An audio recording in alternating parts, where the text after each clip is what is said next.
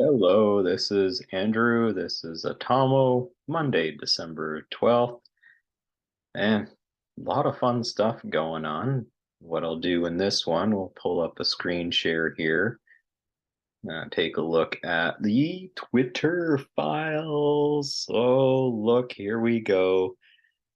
So, probably for some of you that join me here, we're all well aware of this. I have to say, anybody probably watching what I do here, we're ahead of the curve. And this is interesting how, when I was growing up with the internet, I would consider myself an internet originalist. And there's always a talk about the internet being like a neutral place for you to come in and debate ideas. And somewhere it's really gone off track. And what I can surmise is back in the late 90s when I was going through university, the postmodern conversation was just ramping up. And even at that time, we knew that there were certain professors taking a postmodern bent. Like, this is the late 90s. I know some of you might say, well, yeah, I know it's even been earlier than that. Or some of the professors were taking a postmodern bent, and it's almost like kind of making up and re changing history, because it's all about, well, what's my perception of the truth and what's your truth. And it was, at that time, it was easy to call these people out, and we had a lot of hush hush conversations in cafeterias about, this professor is completely off their rocker. And because we still had that sense of being able to pull empirical uh, ideas, good skepticism, taking a hypothesis and proving out the hypothesis. And somewhere, I think it's so easy to take the approach where it's my lived experiences, my truth over yours, and then having professors who probably are not in the, well, some are in the tenure track now, but back in that day, it was still, what, here's a teaching gig. Here's somebody that can at least, they got some of the credential. Okay, they can fog up a mirror. They got a bit of a heartbeat. All right, well, we'll bring them in. We'll have them teach our whatever studies. And it's interesting, whenever it ends in studies, it seems anything but a study. And this is probably how we're getting here. So when we look at this, you have to think about, 70, high 60s, 70 million people are, we can't be in a place where we're saying, yeah, okay, let's invalidate these 70 million, 75 million, or whatever that number is going to be. These are still United people in the United States that have a voice. You just can't ostracize this amount of people. Because the USA as a project is a very important project to make sure that we keep running. What happens if the USA goes away? What happens if the USA is gone? Think about it in the world. Just say you want some sort of freedom, that all of a sudden the heavy foot of government or the heavy foot of whatever regime that's in play is, taking another bite and taking another bite, and next thing you know, there's, what do you have? What do you have left? Well, that's part of what Western civilization is all about, the liberalization of our. And when I talk about classical liberalism, I'm talking about where the individual is the sovereign, not the state. And that's a very important concept. And that's under attack, in my opinion. And I'm sure others can see it. Of course, there would be others that say, no, it's definitely not under attack, because, the ones that want to have what I surmise as, you want to have an easy time, you just want to mail it in. Well, those are the people that are attacking the pulling yourself up by the bootstraps, doing hard work. There's always there's a bit of an intersection between the two. Sometimes I have to bend the rules and play with the truth a bit in order to get a bit forward or to see things that other people are not seeing. But I'm talking like that's more in the center area, center, left, and right versus being out on the further fringes. So getting into this, it's like they're saying here that I'm not going to the inauguration on January 20th, and there is another one where he talks about this is Trump talking about his patriots. So I'm just going to pull some highlights out of here, and I'll put the link in the description. But looking at this, is here's somebody internally saying, "Yeah, I'm from China. I understand how censorship can destroy public conversation." It's even interesting. If we take a look at what just happened with the protests in China, how'd they end the protest? Being from Canada is like, do you want any horses? Really? You want some horses? Because we had a little February 14 to do. Yeah, the protest of love and the horse stompers came through. We could send some of those over to China.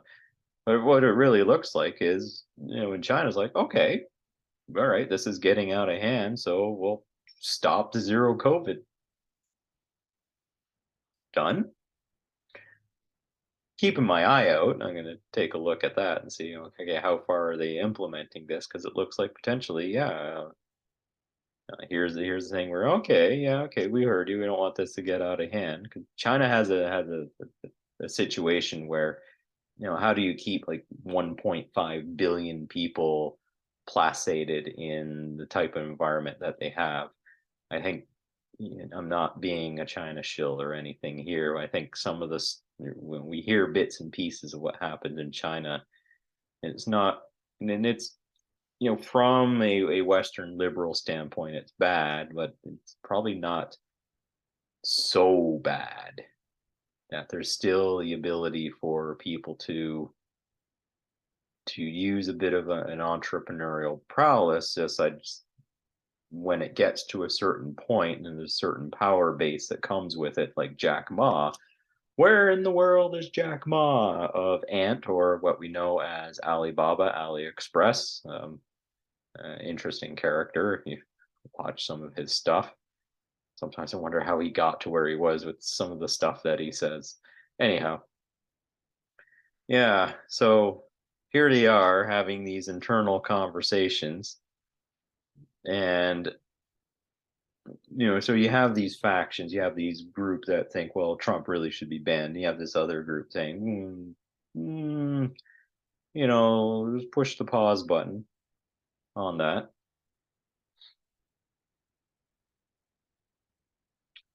So, looking through here, I'm struggling to understand the decision not to ban Trump altogether, given he's inciting people to violence.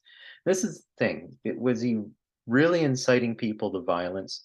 No, I read the tweets and he said, go peacefully, peaceful, peaceful, peaceful, peaceful. Said a lot of peaceful in this stuff.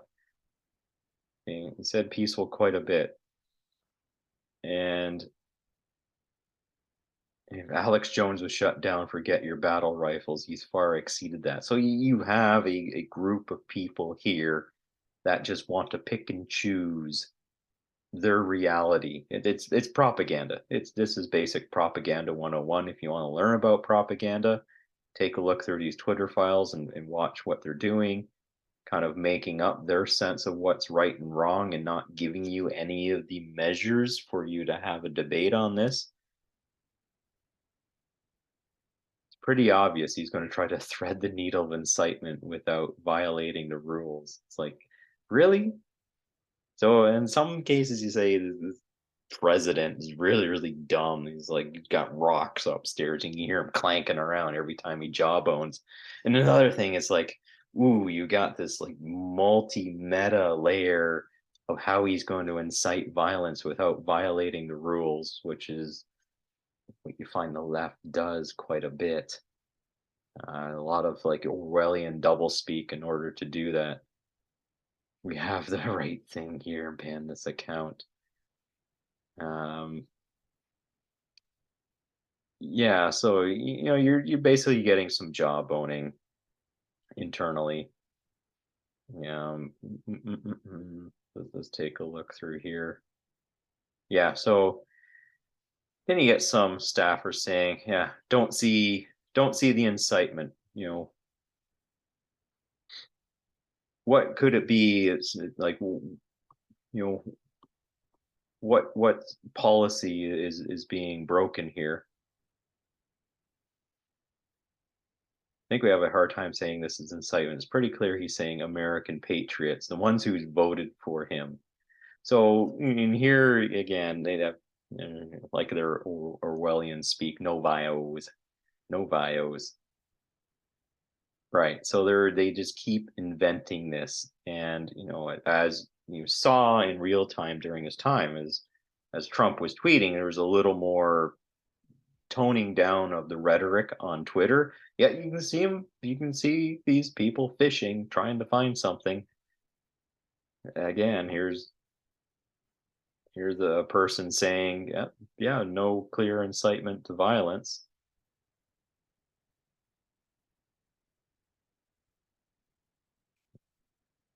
Yeah, asking if any action's going to be taken. Yeah, okay. So this one saying he's not attending the inauguration. There's another one that comes up. People might be saying this is proof he doesn't support a peaceful transition. See again, as I was saying, you got this fabrication, this making up of this new truth. You now it's no, there's a thought crime here. No, he's got a thought crime here, according to these people, and even even comparing it to the Alatoila. I'm pronouncing that wrong. The Alatoila of Iran, the supreme leader of Iran. And you're saying, and we're seeing back in that time, like you have these other groups, even ISIS running on the platform, doing what ISIS does. And again, it's an ideological mindset. Um, okay, here's another one. Muslims, yeah, I don't want to say this out on YouTube. I don't. It's like no incitement to violence here. No medical advice, no financial advice, no election fornication stuff.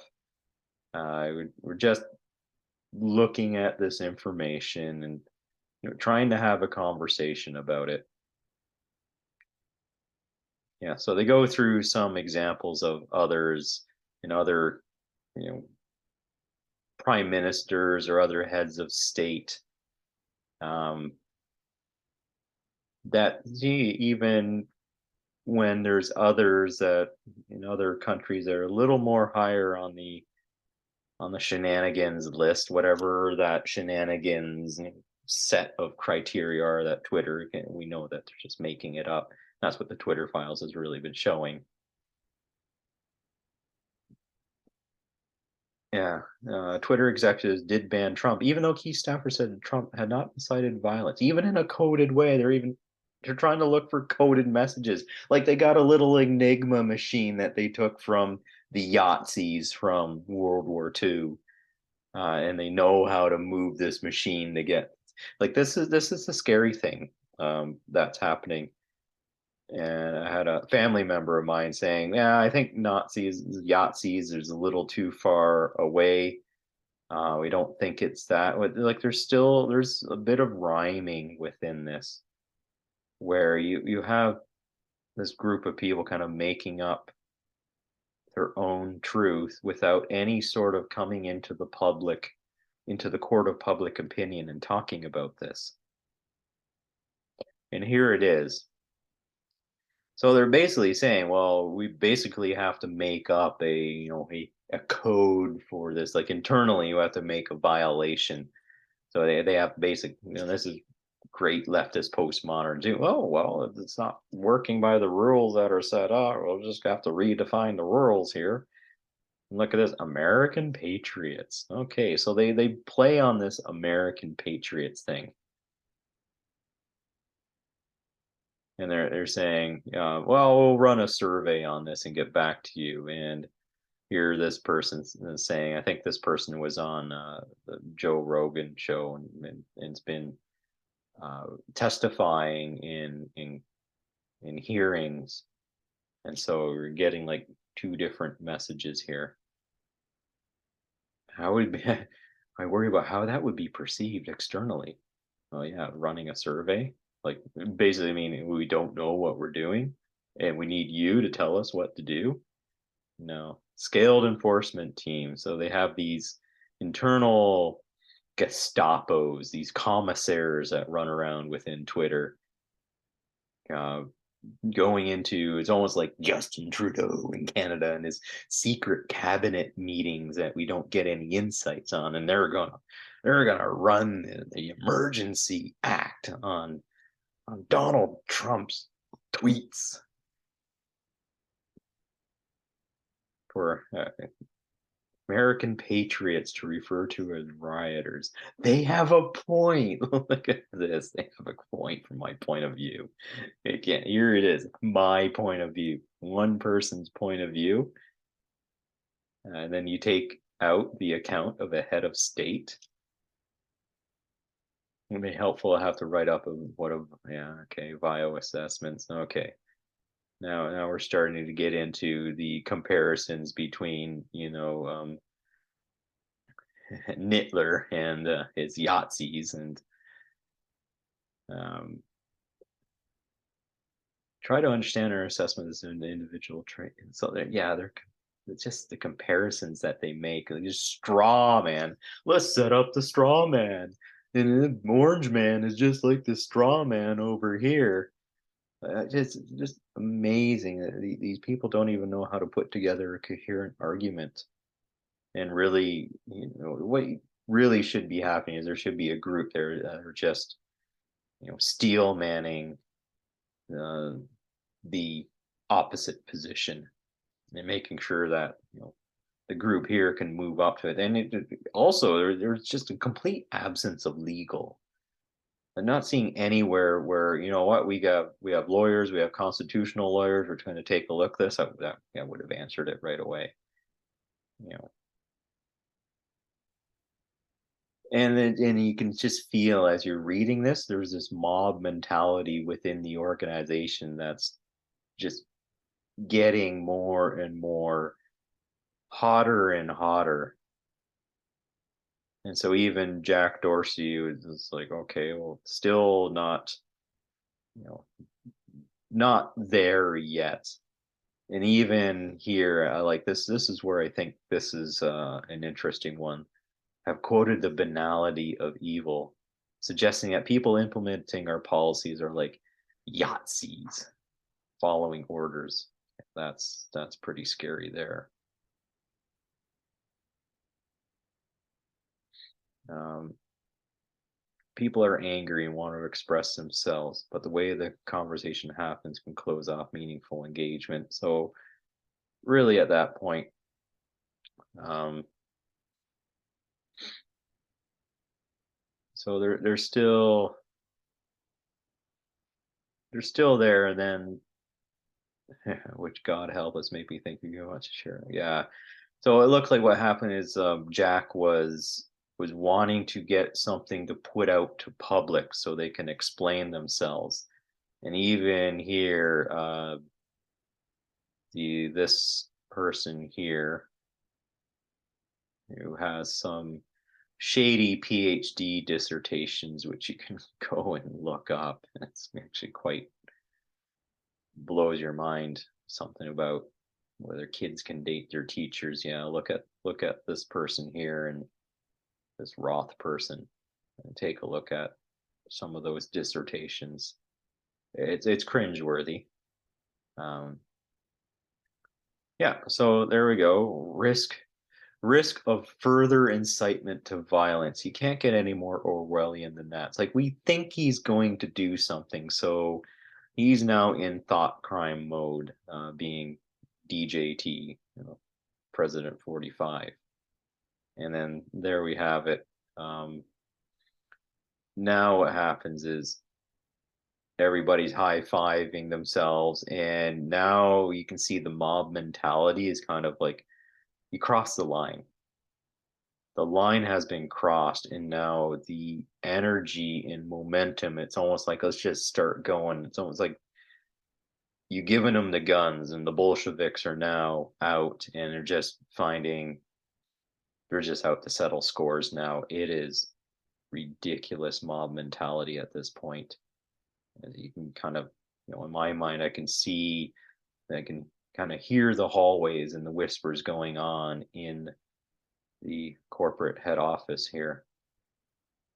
And that's where it gets a bit chilling because I'm drawing a comparison to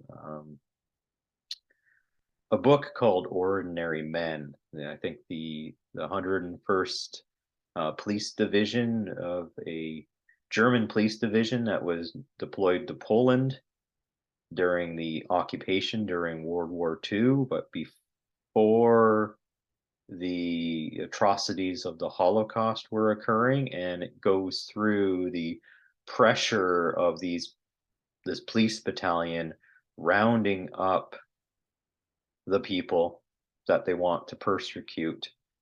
And actually, yeah, you have to round them up and you have to bring them in to be arrested. And there's even points where we're just rounding up, we're just going over here and we're just shooting them, like literally like that. And they talked about how some of them couldn't do it, and even you know the top level in Yahtzee Germany at that time was actually quite, it wasn't, they weren't even pressuring the people. What they found was you had some that were psychotic enough on the team to go and do it and have no remorse in doing that, and then create a feeling or sentiment with the other team members that, oh, you didn't join us. It's like, are you really a part of the group? And like they started to pull on the bonding of the team, because a lot of these units, like police units, military units, they work in teams, and you don't want to let the team down. So you have some member of the team going forward, and the orders were given to go and round up these people, bring them out here in the square in the village, women, children. Yeah, they shot babies. That was a disgusting piece of that. If you read through this book, they go through it. Really disgusting what they did. And you can just see a bit of that mentality coming up here as you read through this. Is now it's like, yeah, we're going to get the COVID, Rona people, and we're just going to keep running and steamrolling through misinformation, disinformation.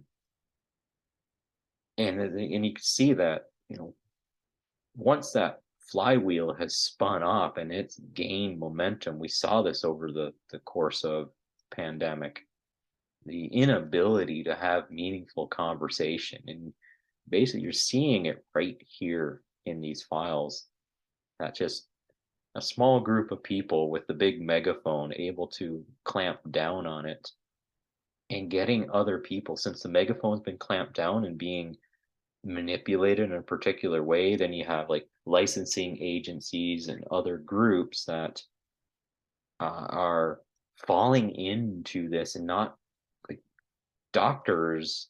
No, you have to look at doctors as scientists. You should be skeptical. You should be calling this stuff out.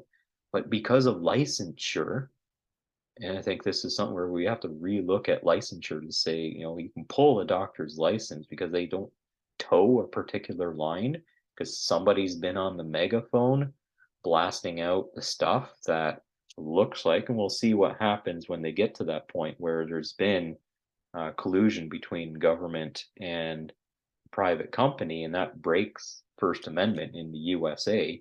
You can't have government telling private industry what to do. So, so this is essentially what we're seeing here. I'll put the link up. I'm going to call it here, and let you read it, let you decide for yourself. Thought I'd bring that forward and put some commentary on it, but not seeing any of this in the mainstream media, legacy media, nothing of this at all. Okay, have a good one.